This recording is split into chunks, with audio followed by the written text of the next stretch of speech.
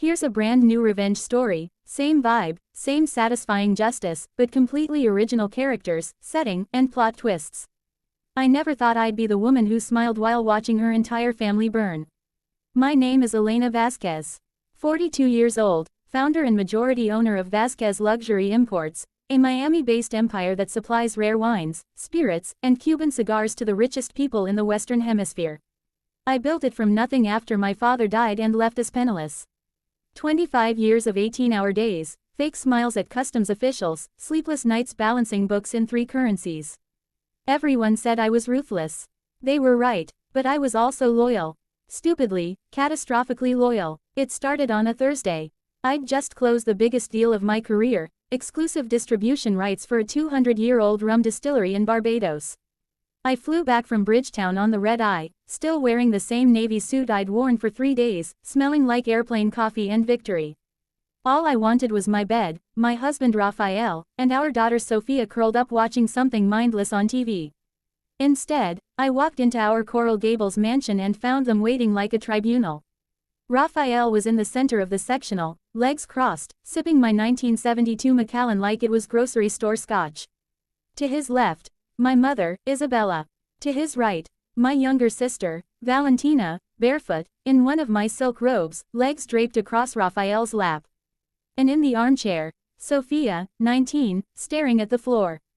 The air was thick, not sad, not guilty, triumphant. "Elena, sit down," Raphael said, not even looking at me. "We need to talk about the future." I laughed, actually laughed, because I thought it was a joke in poor taste. Then Valentina lifted her left hand. My grandmother's emerald engagement ring, the one Raphael supposedly lost on a fishing trip last year, glittered on her finger. "Rafa and I are in love," she announced, like she was telling me she'd bought new shoes. "Real love, not whatever arrangement you two had." My mother nodded solemnly. "Mija, you've been married to the business for years. Raphael is a man. He has needs. Valentina makes him feel alive again." Sophia finally spoke, voice small. "Mom, just don't fight it. Dad says you'll try to destroy everything if you don't accept this."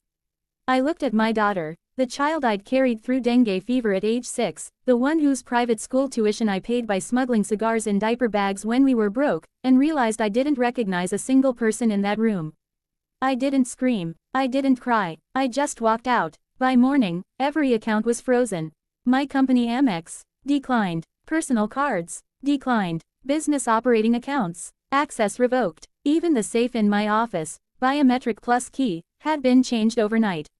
Raphael hadn't just planned a coup. He'd rehearsed it. I had $87 in cash and the clothes on my back.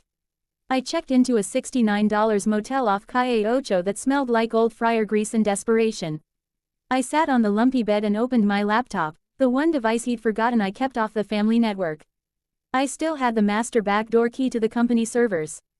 Because Raphael was brilliant at charming customs brokers and celebrities, but he couldn't spell encryption. I'd built every system myself. I logged in, and there it was. Folder. Plan B. Hundreds of files. Transfers to an LLC called Valen Imports, registered to Valentina 6 months ago. Forged shipping manifests moving inventory to a warehouse in Doral I'd never authorized. Emails between Raphael and my mother. Keep Elena distracted with the Barbados trip. By the time she lands, the new company will already have our best clients. My own mother had been the distraction. They weren't just stealing my husband. They were stealing my legacy. My life's work. Everything my father died wishing he could give us. I downloaded everything to an encrypted drive. Then I made one phone call. Diego Morales answered on the second ring. Diego was Raphael's former partner, until Raphael screwed him out of millions 15 years ago in a deal involving counterfeit Cubans. Diego had sworn one day he'd watch Raphael rot. I was about to give him a front row seat. 2 days later, I walked into Diego's office looking like death. He took one look at me and poured 2 fingers of something illegal and expensive. "Tell me," he said. I slid the drive across the desk. "Everything you need to bury him. And in return, I want my company back, and them in prison." Diego smiled the way sharks smile. We worked fast. Diego's lawyers found the perfect weapon, a clause I'd buried in the original partnership agreement when Raphael insisted on bringing Valentina in as brand ambassador last year.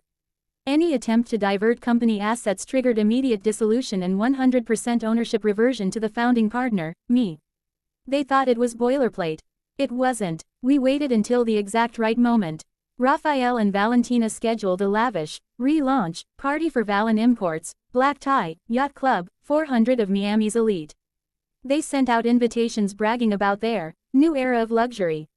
I RSVP'd +1. The night of the party, I wore black.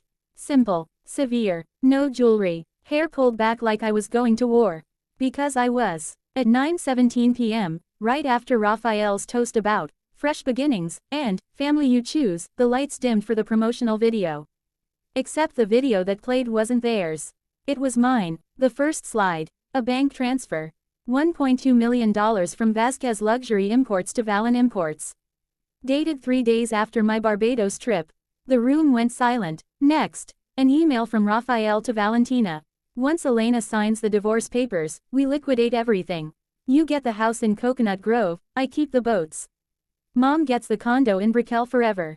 Gasps. Then the photo. Valentina and Rafael in bed, taken from the nanny cam I'd installed when Sophia was little and never removed. My mother actually screamed. I walked down the yacht's spiral staircase while the evidence kept rolling. Every guest staring up at the screen in horror. When I reached the bottom, I finally spoke. Good evening. Some of you know me as Rafael's wife. Others as the woman who built the empire you're all drinking from tonight. Allow me to reintroduce myself. Elena Vasquez, sole owner of Vasquez Luxury Imports, effective immediately.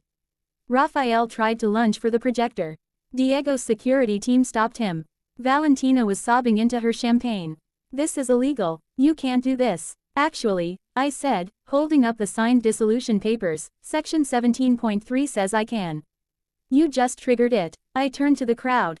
Anyone who does business with Valen Imports after tonight will be considered an accessory to grand larceny. Enjoy the rum, it's the last authentic bottle you'll ever taste from these two. Diego stepped forward with federal agents, because smuggling counterfeit product across state lines is a federal crime, and I had handed them 3 years of manifests. Handcuffs clicked. Rafael looked at me, finally scared. Elena, MIA more, we can fix this. I leaned in close so only he could hear. You forgot one thing, Rafa. I never needed you to open doors. I built the doors. You just walked through them. As they dragged him away, Valentina screamed, Mom, help us. My mother stood there clutching her purse, face gray.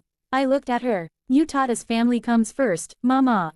Congratulations. You finally got the daughter you always wanted. Enjoy prison visits. Sophia, my beautiful, broken girl, was crying in the corner.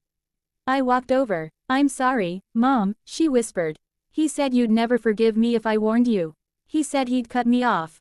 I cupped her face. I'm not cutting you off. But you're going to learn what earning feels like. Starting tomorrow, you have a job in the warehouse, 6 a.m. No trust fund, no credit cards. You want back in my life.